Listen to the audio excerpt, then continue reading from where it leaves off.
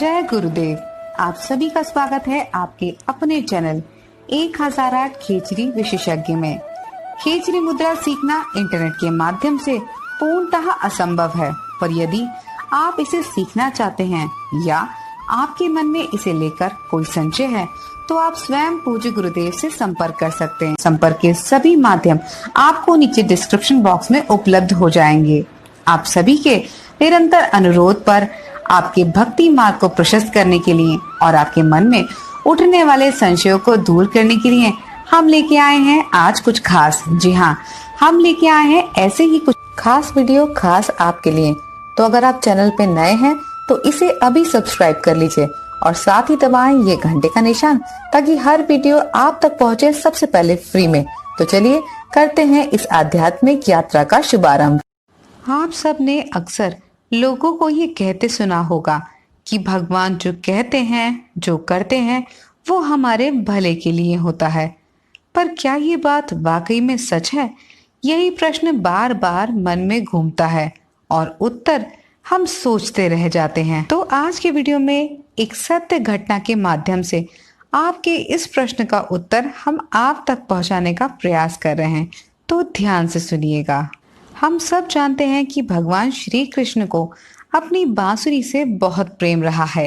इसीलिए आपने जब भी भगवान कृष्ण को देखा होगा तो हमेशा बांसुरी के साथ ही देखा होगा।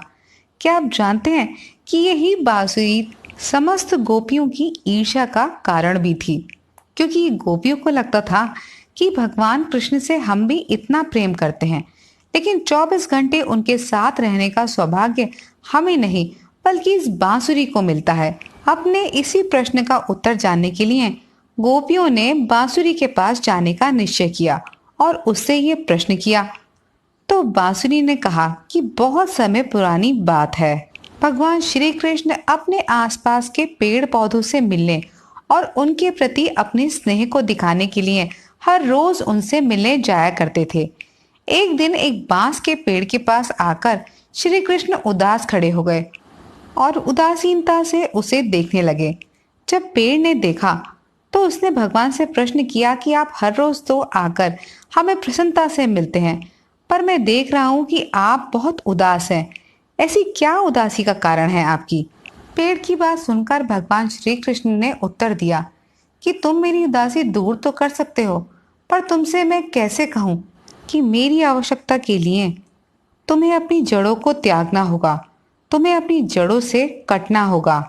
इस पर पेड़ ने उत्तर दिया कि अगर आपकी प्रसन्नता इसी में है तो मैं आपको अनुमति देता हूँ कि आप जैसा चाहें मेरा प्रयोग करें। बांस की अनुमति मिलने के बाद भगवान श्री कृष्ण ने उसको जड़ से अलग किया, उसे काटा, उसमें छेद किए। और जब ऐसा हो रहा था तो उस बांस को बहुत कष्ट हो रहा था।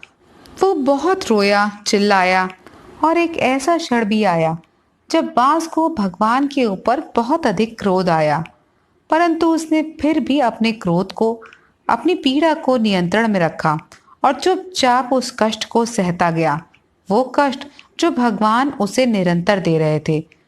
कुछ समय बाद पीड़ा का अंत हुआ और बांस का स्वरूप बदलकर एक सुंदर बांसुरी के रूप में परिवर्तित हो गया। वो बांसुरी जिसे भगवान श्री कृष्ण हमेशा अपने अधरों के पास रखते हैं और ऐसी धुन बजाते हैं जिससे पूरा संसार मोहित हो जाता है। इस घटना ने गोपियों की आंखें खोल दी और वो समझ गईं कि ईश्वर से प्रेम करना तो आसान है, परंतु ईश्वर का प्रेम आपको तभी प्राप्त हो सकता है जब ईश्वर की इच्छा से आप अपनी इच्छा मिला देते हैं, अर्थात जब आपकी अपनी कोई इच्छा नहीं रह जाती। आपके मन में सिर्फ एक ही विचार होता है कि जैसा ईश्वर को सही लगे वो वैसा करें, जो उन्हें स्वीकार होगा वो मुझे स्वीकार होगा, उनकी प्रसन्नता में ही मेरी प्रसन्नता है। जब कोई भी व्यक्ति ऐसा सोच लेता है तो ईश्वर उसे कभी भी निराश और खाली हाथ नहीं रहने देते। इसीलिए तो उन्होंने बांस को बांसुरी बनाकर हमेशा के लिए अपना प्रिय बना लिया। तो चलते चलते आपसे सिर्फ इतना कहूंगी कि अच्छे कर्म करते रहिए और ईश्वर पर विश्वास हमेशा बना के रखिए, क्योंकि जीवन में आने वाले कष्ट आपको दुखी या निराश करने के लिए बिल्कुल नहीं होते, बल्कि वो तो ईश्वर की छेड़छाड़ है आपके जीवन से। क्योंकि जब तक वो आपके जीवन से छेड़छाड़ नहीं करेंगे, तब तक आपका जीवन बेहतर नहीं होगा। तो इसी विचार के साथ आज के लिए बस इतना ही। फिर मिलेंगे अगले वीडियो में। तब तक के लिए जय गुरुदेव, जय बद्री विशाल।